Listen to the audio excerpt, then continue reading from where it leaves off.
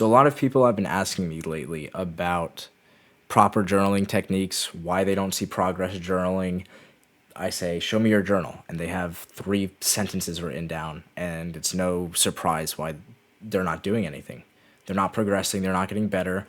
They don't know where they're going wrong. They have no comparison between their wins and losses. And they're also not writing down their emotions. And I know when I was coming up in trading, there was so much misinformation, and I learned everything. And what I needed was someone to sit there in front of me and tell me exactly what to do and how to do it properly. And through my 6 years of trading, this is the conclusion that I came to, that this is the best way, not journaling on computer, but subconsciously remembering what you're writing down by writing it down physically, right? There's so many studies that show you that the writing portion of note taking helps you so much more. And that's how, when I'm doing my lessons or I'm doing classes inside of the mentorship, I know exactly what chart to go to. Oh, there's this question. Okay. NQU 2018, why do we not chart on the continuous contract? Because there's a weekly volume imbalance and liquidity void up there that price wanted to reach to, and that wouldn't have been on the continuous contract. You don't see the real inefficiencies. So that's besides the point. But this is how everything I do looks. Again, everything pen and paper. Absolutely love it. And I love the idea of when you're older, you have an entire book collection. And if you're a kid, if you're a successful trader, they'll probably want to start trading. And you'll have an entire book collection that you'll be able to hand them, say, this is what I went through, this is how I dealt with it, this is how I overcame it, this is what you need to do, and this is the proper way to do it. And they'll have everything that you went through. And so I love that idea. I think that idea is absolutely phenomenal. Now, setting up the actual journal looks like this. I start with the date, which today is July 10th, 2025, and the memo number. The memo is just every journal entry, right? So memo number 1 is your first journal entry. So, for example, 224 and the plus or minus. Now, the plus helps you indicate a green day, and the minus is obviously a red day. But on a day like today, we were inside of our Discord, and we were watching for shorts, and we missed our entry by 1 tick. And so it happens. The limit didn't get filled. On to the next one. It doesn't matter.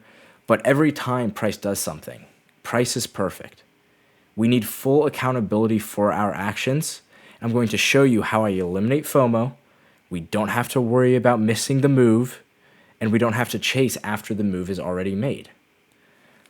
So if there's a missed move, but the direction or my bias was correct, then I'll write a plus and a minus like this. This shows me that it was a break-even day, but there was good things and there was things to learn from. Now, what helps with this is, let's say you're on a losing streak. You're going to be down. You're not going to be positive. You need something to come back and reflect on. So being able to quickly flip through your journal and find out, okay, here's a plus from May 19th. Now I know what to look for. And when we get down to here, I'm going to show you why that's so important. But so we outline the economic news for that day, and we follow that by the pre-market. What happened pre-market? What did price leave? How long did it range for? How long were those price moves? And then once we get to 9:30, we want to journal from the origin to the terminus of that price run. And then after everything's already journaled, we have a complete overview of the day. What we then do is we go into 4 important questions, and I absolutely promise you, if you answer these questions consistently and journal how this is, in 3 months, you are going to be in a better position in your trading than you are now. It's virtually impossible if you do this correctly. So we ask ourselves, what did we expect to happen? And then what actually happened? What did we do? Our emotions. How did we feel during this? How did we feel while this was occurring? And what we should have done. Now, when we get to what should we have done, we're not going to throw in that we're stupid and messed up and beat ourselves up. Because when we go back and reread our journal entries, we want to say, even though I had this red trade, I'm grateful that I got to learn from it and identify the issue in order to grow and take this loss back with interest in the future. So now you're turning that negative emotion that's so upsetting and you're flipping it into a positive thing. That is the key. That is how you cheerlead yourself when no one else is going to do it for you. You know, we so many times as traders want to hear, I believe in you. If anyone can do it, it's going to be you. And no one is ever going to cheerlead you like that except for yourself. And that's why we journal this way. So getting into it now, here is what price did. We're looking for shorts off of open. And I'm really focused on the daily chart right now. All right, we had previous day high, previous day low. We're kind of in a small, tight little range today. We have the weekly BISI down there, but we don't have too much to work on. So on a day like today, what I really love to do is I love to play the intraday liquidity. What did price leave for us that is extraordinarily clear, right?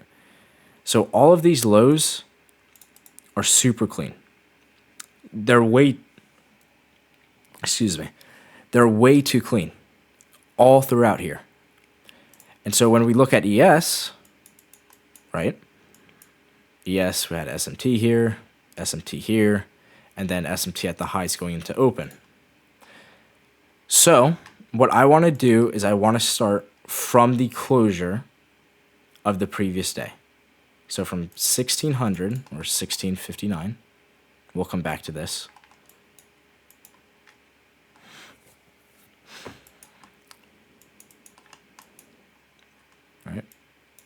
Right here. No, where's our new day opening gap? Here it is. It's lost. So we have our new day opening gap high, and our new day opening gap low.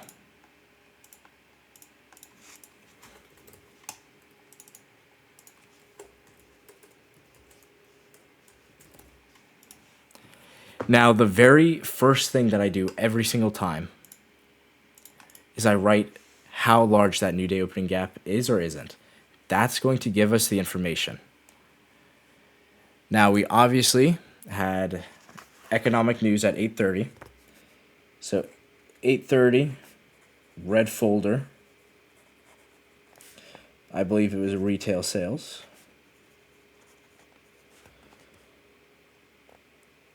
And today is Thursday. So now that that's out of the way, we can go into the actual price. So new day opening gap was 8.25 points large.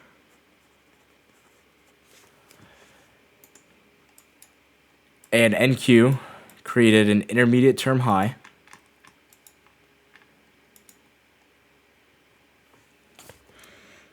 At 18.25, leaving Asia buy side at 23.065 So that's exactly what I'm going to write down.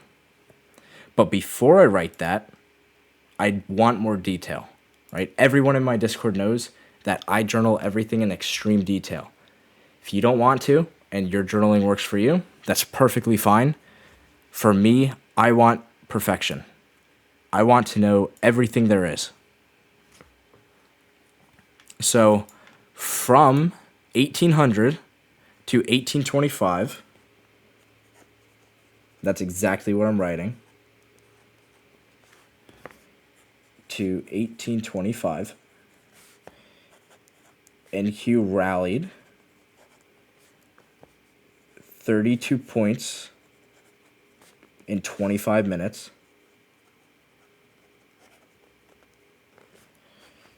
Leaving an intermediate term high, so I'll abbreviate that as ITH, at 23.065 Price comes down, trades through the new day opening gap, uses it here, here, and here, You can see that clearly split into quadrants, like this, right? That's buying and selling pressure. And then price moves lower and lower, but it slowly grinds lower, right? So from here, I'm basically taking the range of Asia and noting it. Because when we transition into London, I'm going to want to see what did London do to the Asian liquidity. Because that's going to help me identify, okay, did Asia get its high and low taken by London? If so, then that could be a seek and destroy day, and it could be not as good price action. That's why we do these things in detail, so we can identify what's actually happening. So I write then from 1825 to 2158, NQ dropped during Asia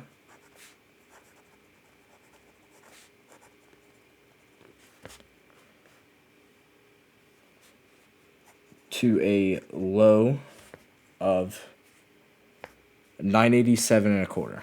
So 22,987 and a quarter. And that price run, right, time, took 3 hours and 33 minutes. So over the course of 3 hours and 33 minutes. And then I'm going to take our New York opening price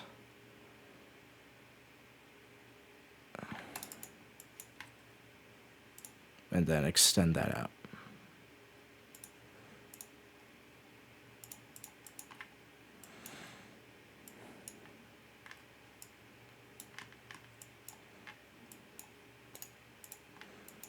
So, going into London,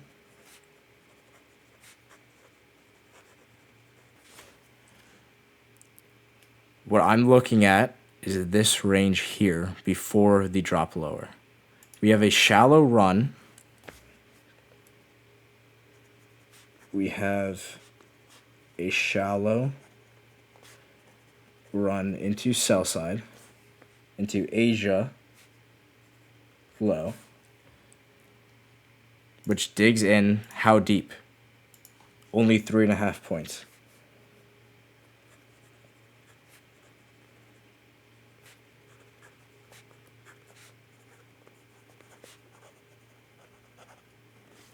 Three and a half points. Price rallies back up. Now what I'm looking at is this range here. All inside of this. What happens before we dig lower one more time? So I dug lower at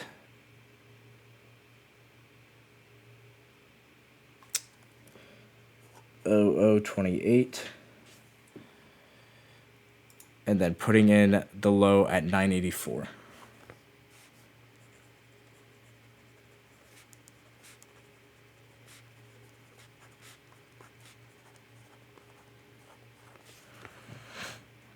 Now, before this run lower, why do we look at the time? How long did it take for price to run it? Because when we're in a trade, a lot of traders lack patience, and it's natural to lack patience. No one is born patient. It's something that has to be molded. So when you go back and you reread the journal and you know exactly what's happening, you become more patient. Okay, the trade didn't pan out in 5 minutes. It took time in order for it to be ran.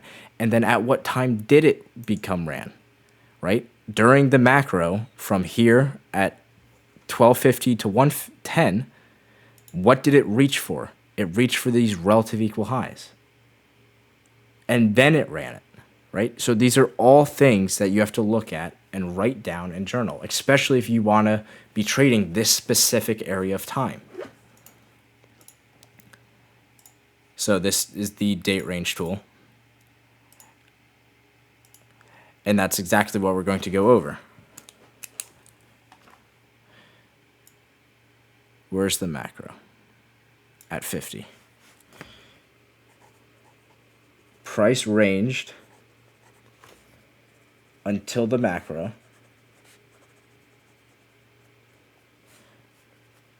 at 1250.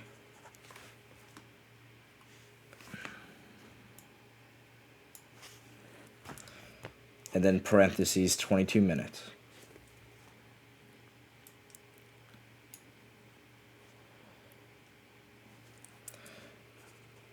Once the macro occurred, it made a run for the relative equal highs at when? 1249. Or excuse me, 1149.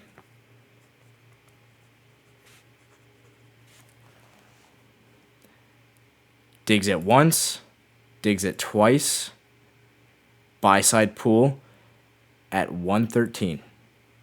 And then we'll go into the blue box later.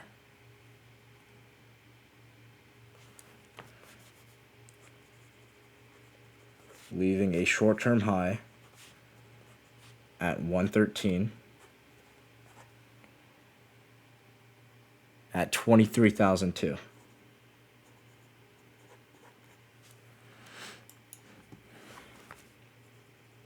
Price dug lower.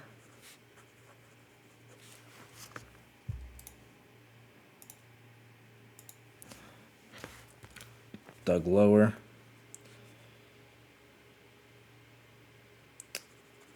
And created a lower low at 130. Then what happened? Price ranged. So we look at how large was the range, right? Because the range is from 113 to 130 now. And inside of this, how long did it range for?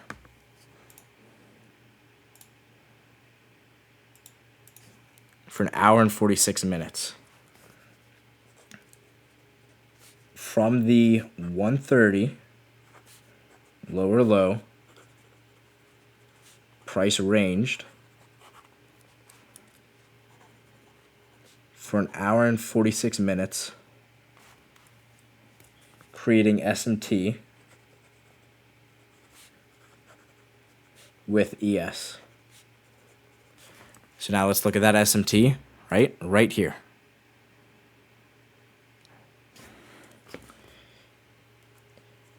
ES made a low at 1215, or excuse me, 215, lower low at 315. NQ rallies higher from 316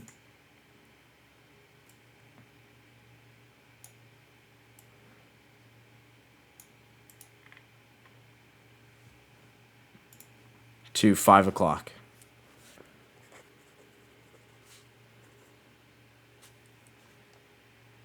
So from 316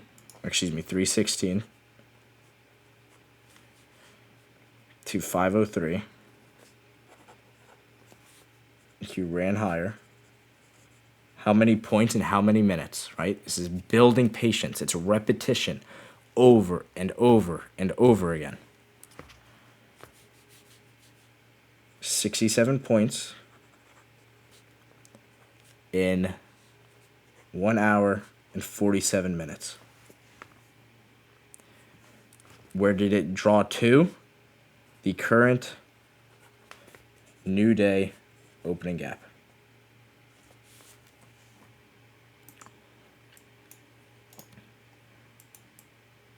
We're going to hide that for now. And then price dropped again. Same thing, right? 38.25 points.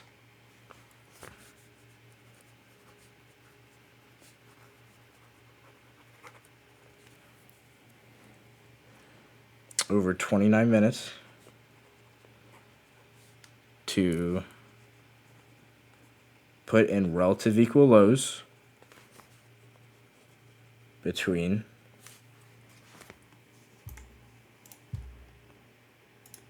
352. All right, so now there's sell side resting beautifully. Leave sell side between 352 at 2310 and a quarter, and the 32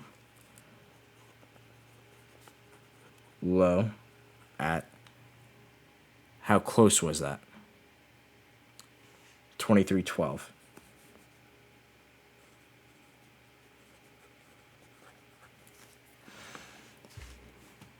So now the real focus for me becomes New York pre-market at 7 o'clock. All of this overnight stuff is just showing me the overnight narrative. What did price leave? Why did it do it? And how long did it take to occur? How large were the ranges? Are we going to have a large range day? What was the size of the candles? Right? Detail. Detail matters.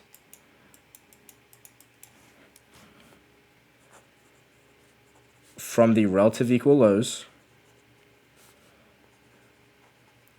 being left, why would they leave it? Why would they not want to just run it?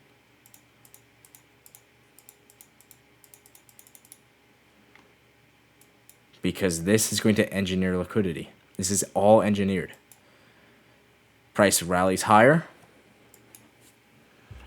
taking Asia high.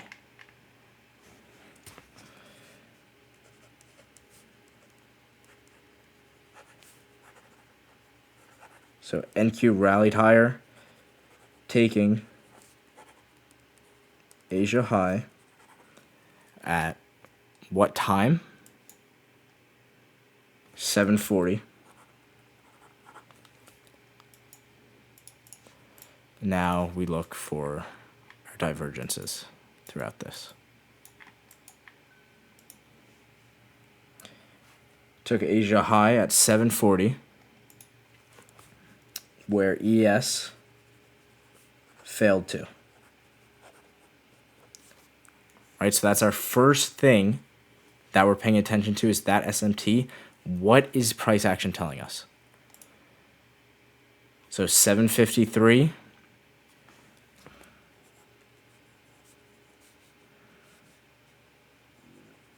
created the high. And then we're going to be journaling a lot all throughout here, because all of this is actually helping us identify the actual narrative of what price is doing. So 753 created the high. I want to find where price dropped out at and why. How it used these BISTs throughout here, during what time,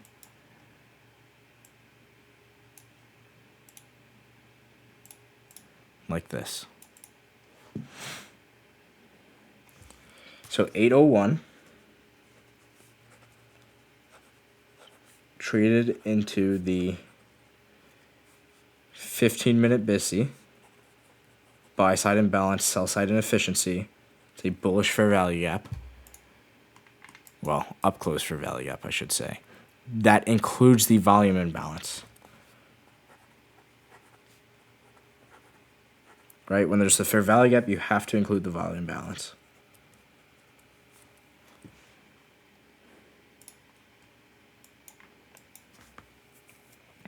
So price trades to it, does work all inside of here, and let's look at ES. 814 puts in a high.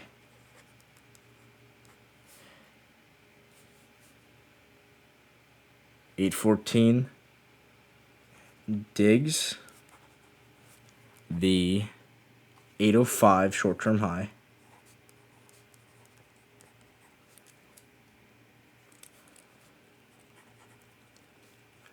then drops after working the inversion fair value gap low at 816. Price trades up into the 815 SIBI, then drops. But when it drops, what does it do?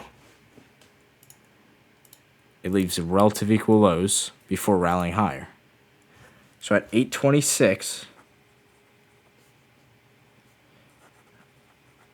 drop to the low of that fractal. Now, inside of here, you can find so many bread and butter setups, right? From here to here, you can be buying this soup. Why? So from 814 to 826,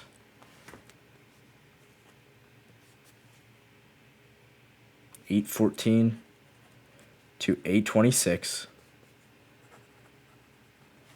price dropped, creating high probability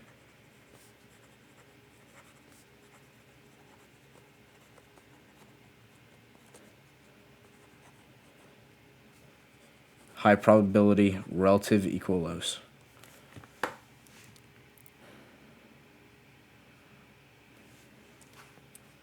Then I forgot to add how long it took and the price run.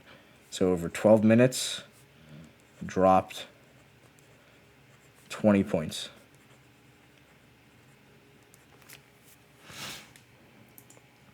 Now, what we see in here is price create SMT. So 826 to 831, right? These are all individual price legs. Why did price drop there to that? Right? Upper quadrant right here, relative equal lows. Price rallies up higher to 831, taking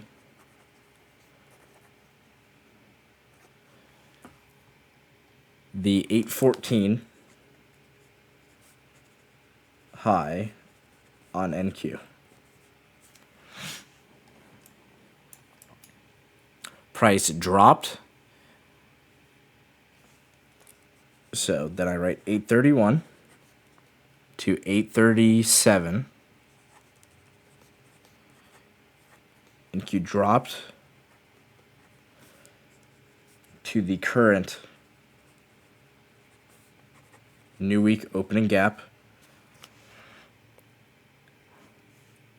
And it worked it. How long did it work it for? Where am I?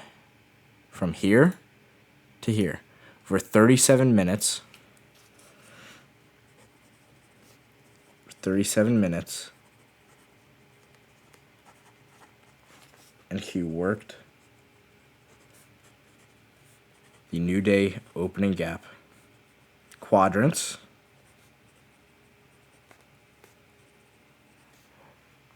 And low before running higher.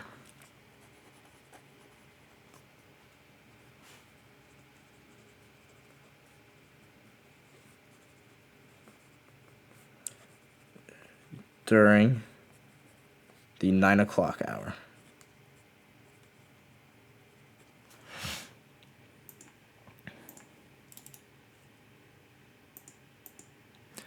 So 9:02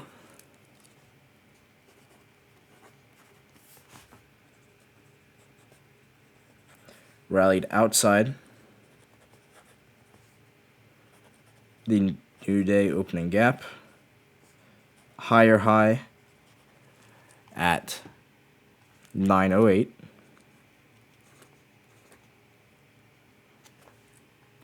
And then dropped at 9:15 right back into it.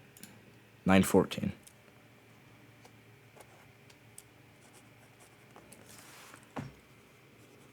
At 9:14 dropped back into the new day opening gap,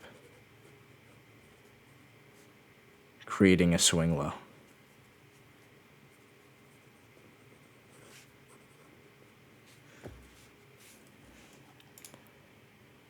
Then 9:14 to 9:30 rallied higher.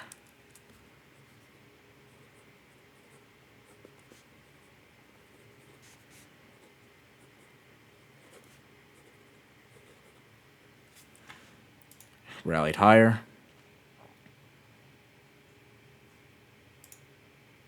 Here, to 9:30 open. Because at 9:30, I start a different section in my journal.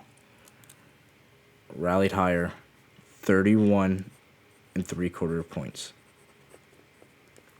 So now we have an entire overview of the day going into 9:30 with a very good understanding of what price is doing.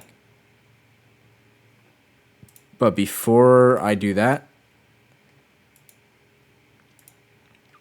this high here was taken out at 9:29. 9:29 took the buy side liquidity from 753. ES, what was ES doing during that time? It made a higher high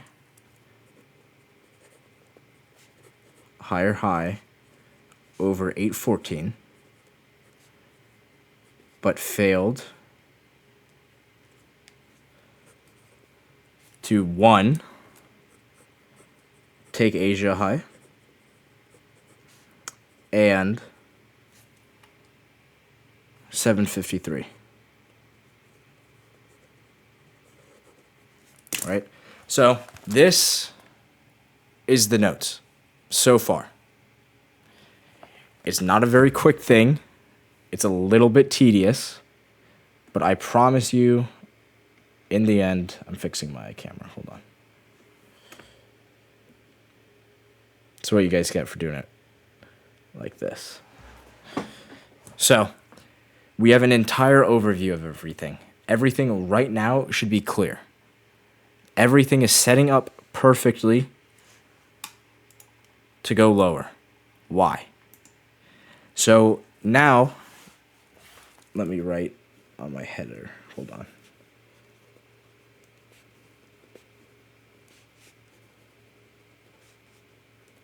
$224 plus minus. So here we have all this emptiness. What I'm going to do is I'm going to make an indent and I'm going to write down exactly what I'm expecting price to do here. We have the SMT at the highs. We have all of the relative equal lows being built up. And we're looking to gauge the order flow now. Going into open, what's being respected and what's being disrespected. So I'm getting rid of that Asia high and this 15-minute just to clear things up. So going into 9:30, I was watching so what we were watching in our group was if 9:30 wanted to come up and bump this high out, or if it was just going to dig a little higher and then move lower, we were gauging the order flow. So I'm saying going into 9:30, I was watching the previous day high at 23 to 112.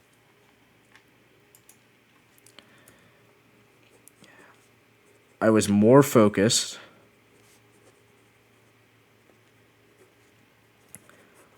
on the relative equal low sell side. Even with the SMT on ES London lows, because it was a shallow run.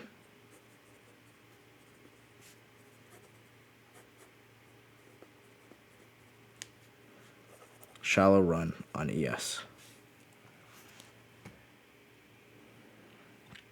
And then, all right, NQ draw on liquidity. So all of the draws that I'm looking for, I'm going to write down, and I'm going to see exactly what price used and what price it didn't use. So all-time high buy side, which is 23,112. And then we have the relative equal lows right here from 352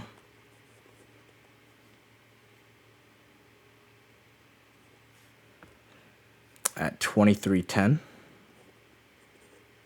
and a half. And then the London lows at 976 and a half. 976 and a half.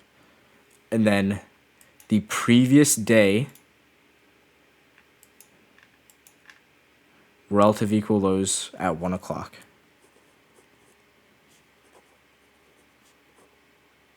From 1300, which is resting at 960. Now, the reason I'm also taking these is because of this and this is relative equal, and you have to take that lowest low. So you have now, going into 9:30, what you're expecting, and the drawn liquidities. You're going to watch how price use them.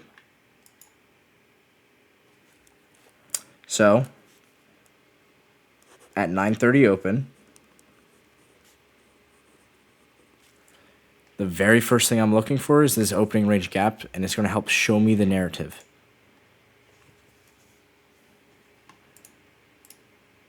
So 9:30 left the opening range gap. Well, not left, but the opening range gap was 12.5 points, being a premium gap opening. That's not on the low. At 9:30 open, we had a premium gap open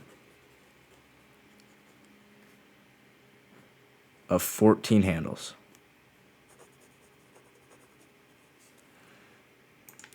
Now, this is an inefficiency in here. Price is going to want to trade back through it because it's not over 0.6% of the opening range gap. That's when you can sort of anticipate the 50% of the opening range gap will not be traded to when the drawn liquidity aligns with it. So NQ wicked higher. How many points? 23.25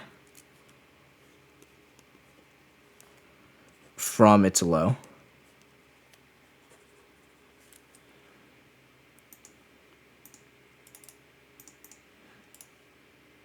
Then 931. 931 left a small wick.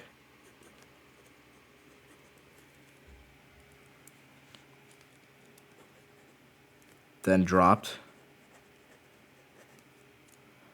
22.25 points. So why does this matter? Why does it matter what the candles and how big they are at 9:30? Because we have to compare them to pre-market. I don't want to be in a trade that's taking hours upon hours. I want a quick, fast, low resistant liquidity run. So one of the ways we can anticipate that is if we see 9:30 giving us the correct volatility we want to see. And that also tells you which low it's going to do. Is it realistic for price to come all the way down 300 points if the 9:30 to 10 o'clock candles are, 5 points each? Absolutely not. But if we start seeing volatility in open and good 20 sometimes 30-point candles. It's not going to be like that for every single one, but that's showing you that price is going to have a good volatile day. And you don't need any volume to see that.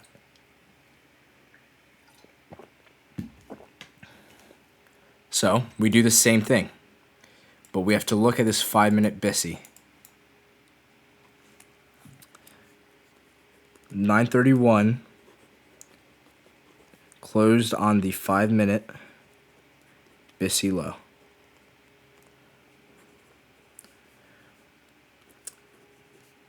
We were using this as a bias builder.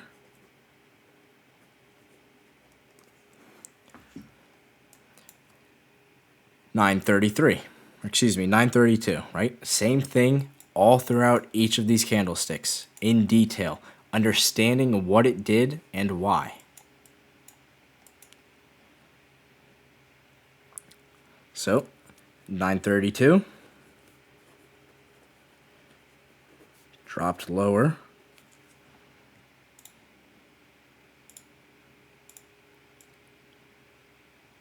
$21.5 points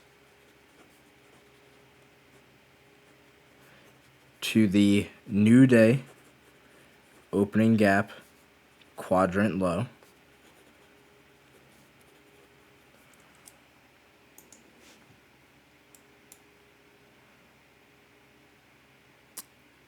And closed down 14. We're going to see why all of this becomes important soon. 9.33.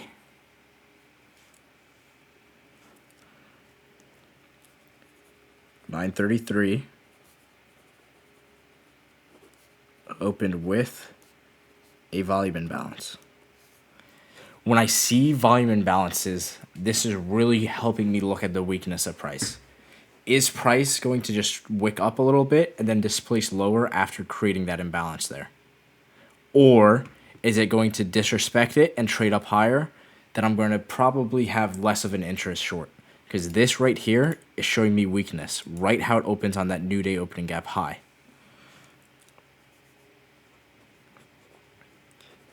Right, so I'm writing all of that down.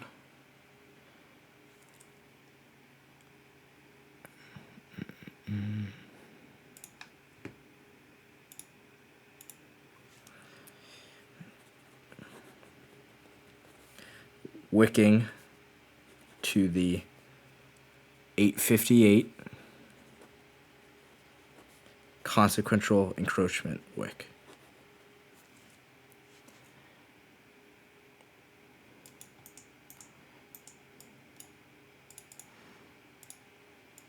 Again, another 20 points. It's showing us the volatility. NQ wicked lower at 9.33.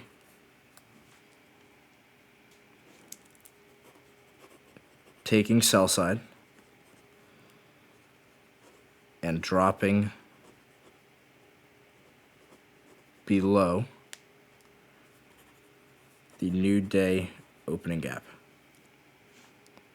But where did it close? It did not close outside of that new day opening gap yet. But closed inside the end dog. Now, the breaker block.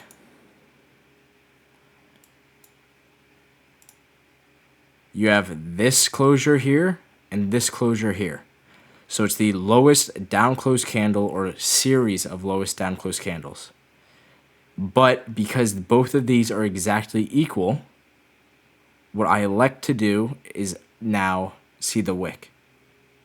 So this is why it's the 851 that I am choosing. $9.34 creates the swing low.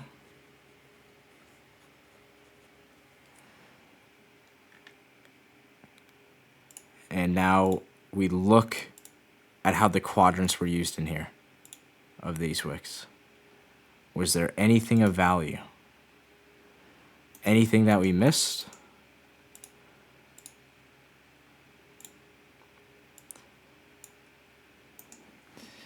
And so 934 created the swing low.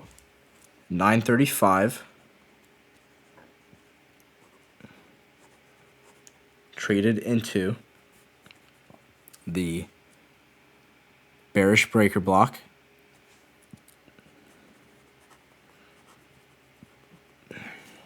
From 850.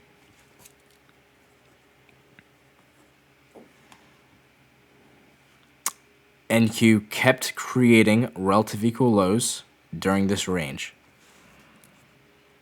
So while NQ was working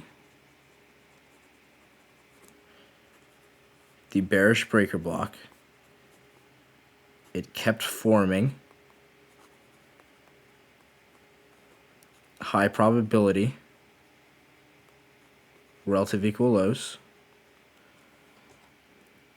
while the damage was being done higher. So at 936, swing high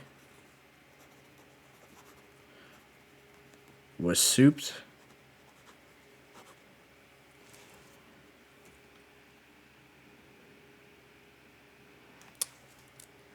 At 938. Now this consolidation. There was someone in my chat that said, Chris, I don't like this consolidation here for shorts. We had a limit right here on that volume imbalance, which overlaps with the new day opening gap high. He said, Chris, I don't like that. I said, let's look at what it's going to be doing. And this is part of the Cairo model, right? This is how we're anticipating it. 935 is an inside candlestick. So what I wanted to see was 940 come up, dig that high, volume imbalance, new day opening gap. Now I have 3 PD arrays sitting behind my trade with relative equal lows all the way down, lower, lower, and lower. Everything is aligning for me to take a beautiful trade right now. So we set our limit.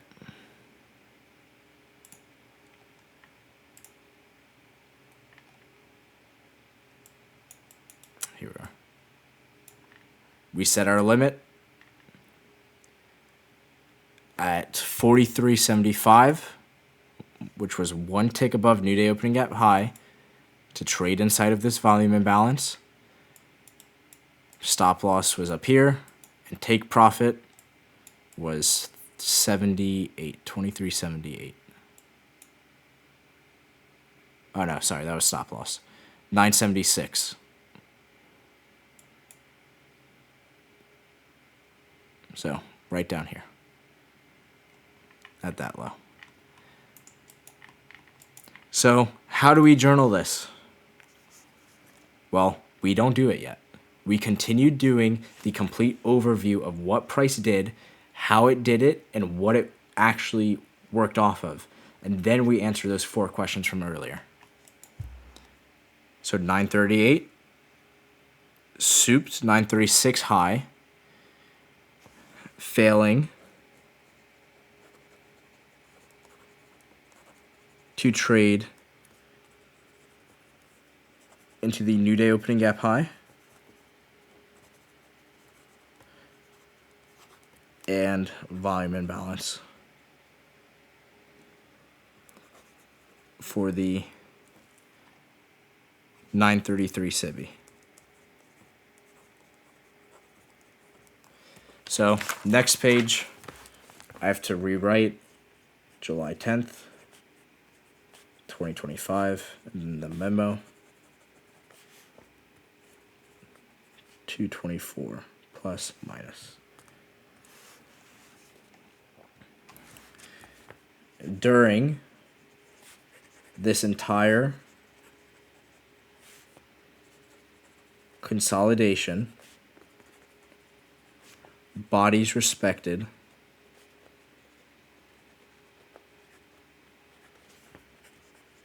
The bearish breaker block.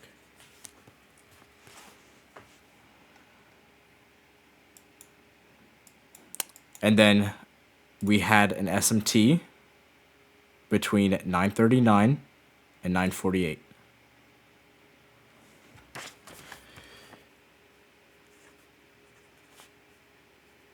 On ES, it took the 939 high at 948, while NQ continued lower.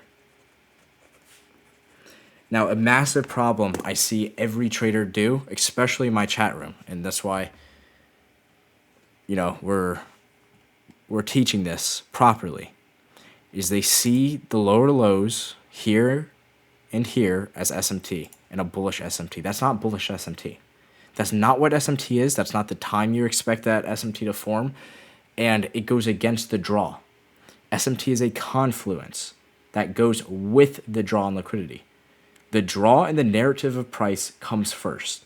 Then you insert your model into the order flow to align yourself with it to the terminus objective. It's that simple. That's the process every single time. It's your model is not a pattern. 941 creates a swing low.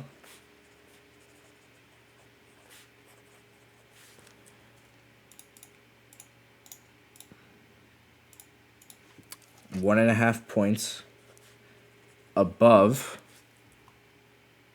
934.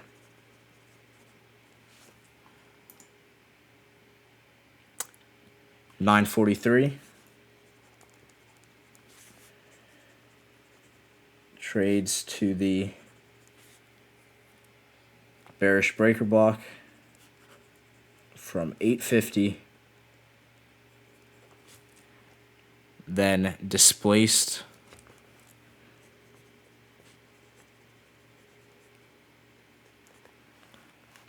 $24.25 points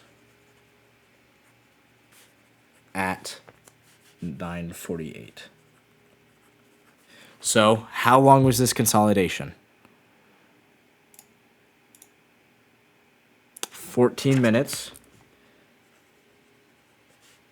Price worked the bearish breaker block for 14 minutes. Before displacing 2 minutes before the macro.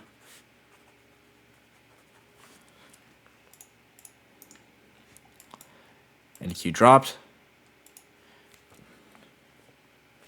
taking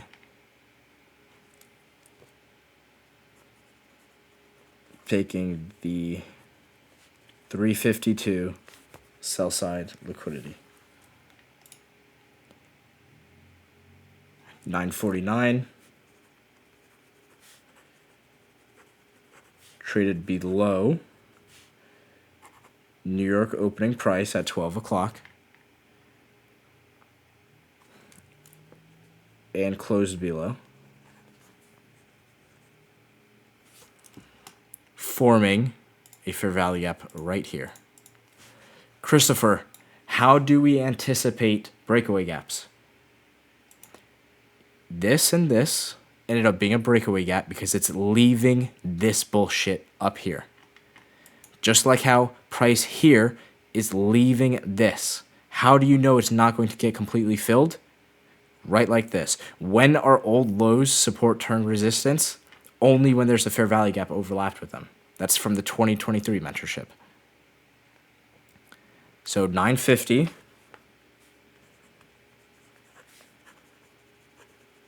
traded into the 948 SIBI.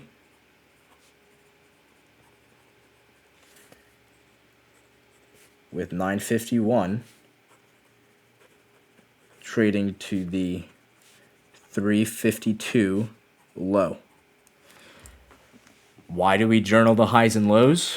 What happened and why they happened and how long it took for them to be ran? For this exact reason. We're using it and extending that out there to the low perfectly, not reaching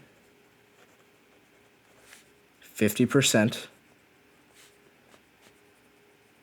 and leaving the rest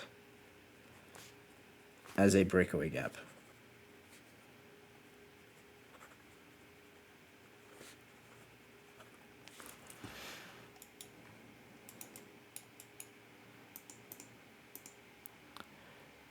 Price displaces lower between 953 and 952. So 952 to 53 displaced 40 points.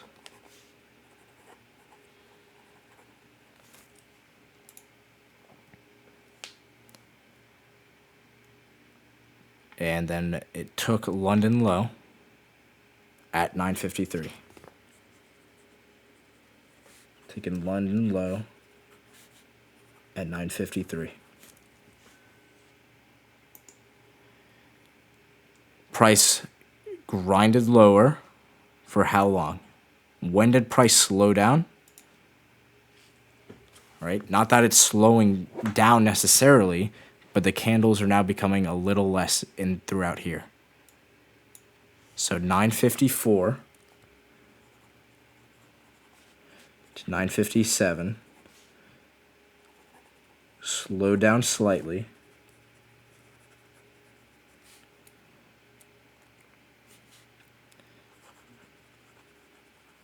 Dropping 26 points. And then when did it pick up again?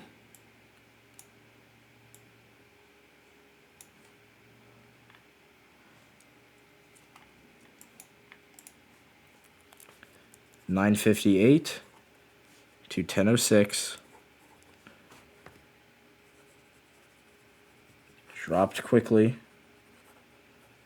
65 points.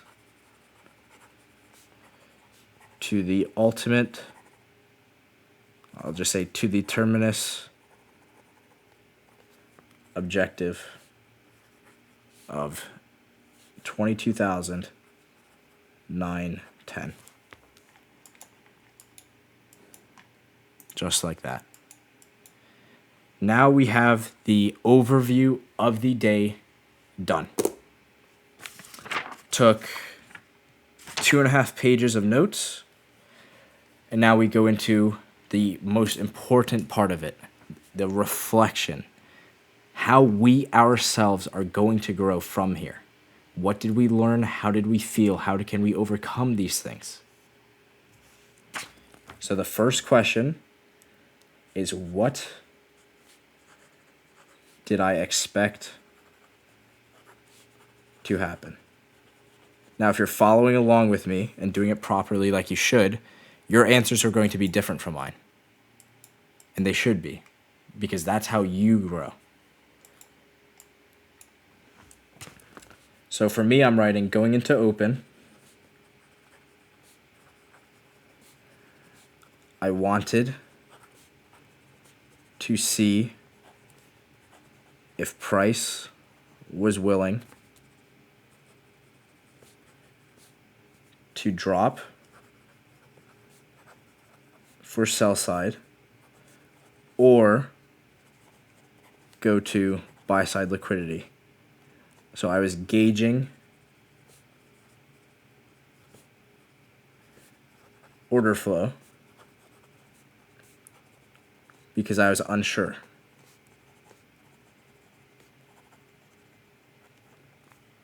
What actually happened?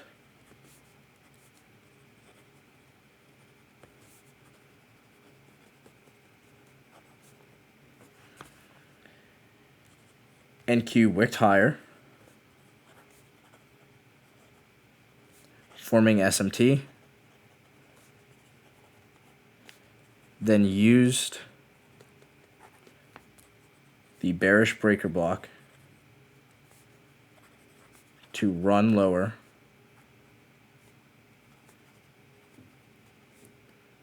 for sell side.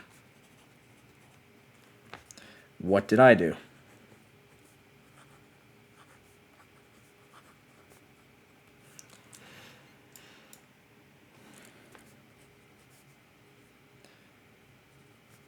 I set limits for a turtle soup entry into the 5-minute SIBI, looking for an institutional order flow entry drill.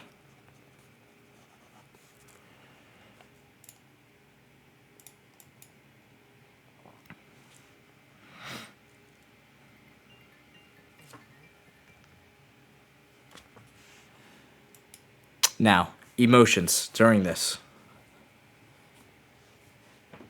Those emotions, when price came right below my limit at 938. At 938, I was ticks from being filled. Price left without me.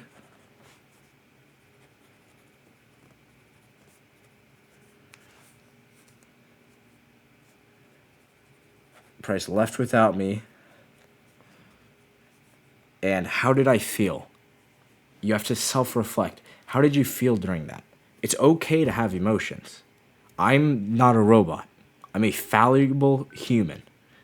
But when I'm feeling emotional, right? Okay, price is now moving away without me at 941. This retest of the breaker here at 943, this place lower. I missed my entry. Am I frustrated? Of course. Who wouldn't want to be filled for a beautiful trade with virtually no drawdown? But what's not okay is acting upon that. Every good trader and every successful trader knows exactly how they're going to hurt themselves. I have always hurt myself chasing price lower or higher, just as many of you have. So what do I not do? I don't care, because I know my model repeats itself. I'm not going to say I can make this much money right now if I just enter and hold it. That's pushing that entire trading career that you're going to have into one trading day, and that's absolutely asinine. It should never be done.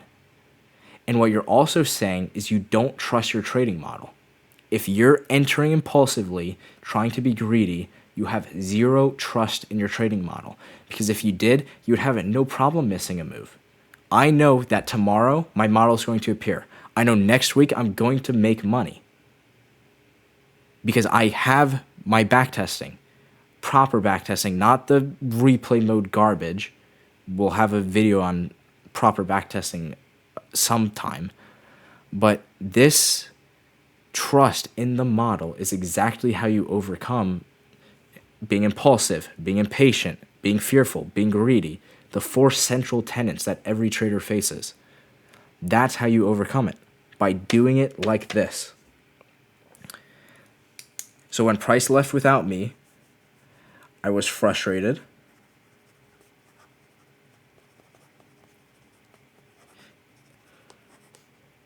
And slightly disappointed. But now we have to turn that into a positive. Even though I missed my trade,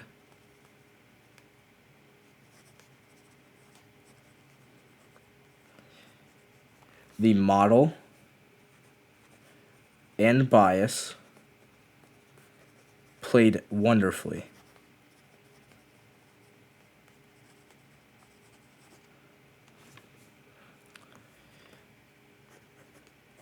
I know from learning more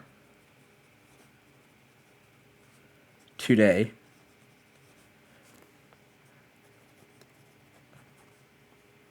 I know from learning more today, I will in the future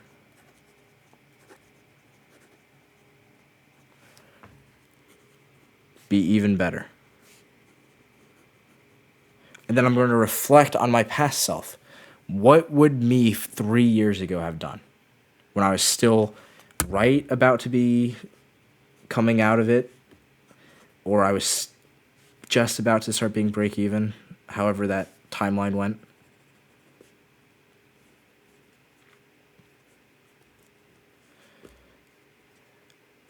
My younger self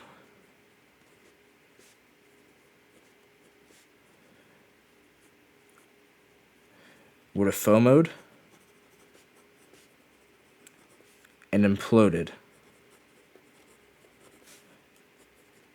I'm proud of myself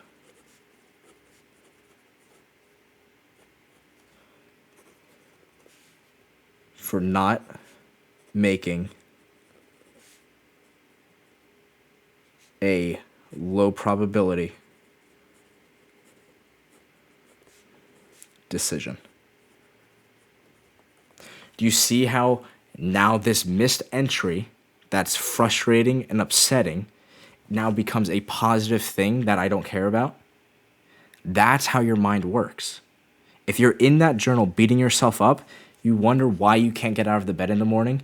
You wonder why you aren't in love with this, why you can't journal, why you can't backtest, why you're not doing the things even though you know you should. It's because it's full of negative bullshit. That's not how trading needs to be. It's the most detrimental thing ever. And then our very last question is, what should I have done?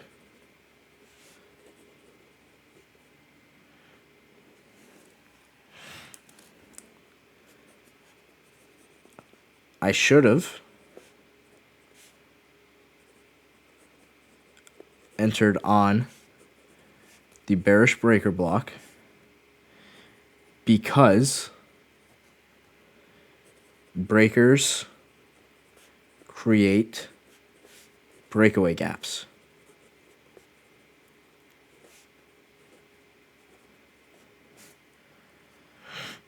Next time,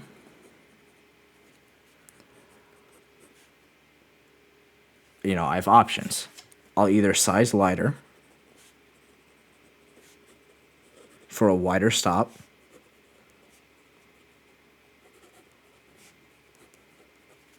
or scale into the position.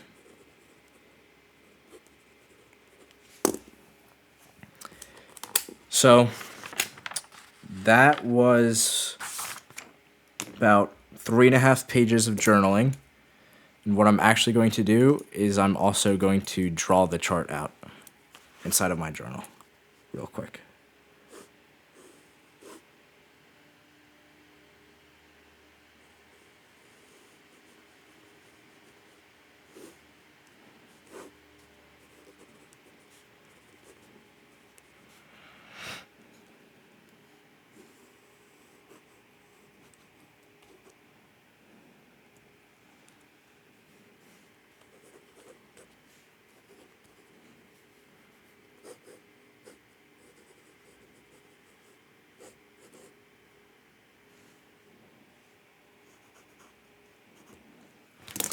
So just little charts, nothing crazy in depth. But I'll also take a screenshot of this and then save it to a folder and upload it all into TradePath so I can see the data collection all in front of me instead of having to manually do it. That's what saves me time. That's what's really important. So if that helps you, I hope you found a little bit of information helpful. Maybe all of it was helpful. Maybe you don't want to journal this way. It doesn't really matter. Everything in trading is personal to you, and you have to make it personal to you, right? I can't give you my model and make you successful with it. You have to find your own model and build it. right? You have to journal the way it works for you and not fight it. But I have a train to catch. I'll see you guys next time. God bless and be safe.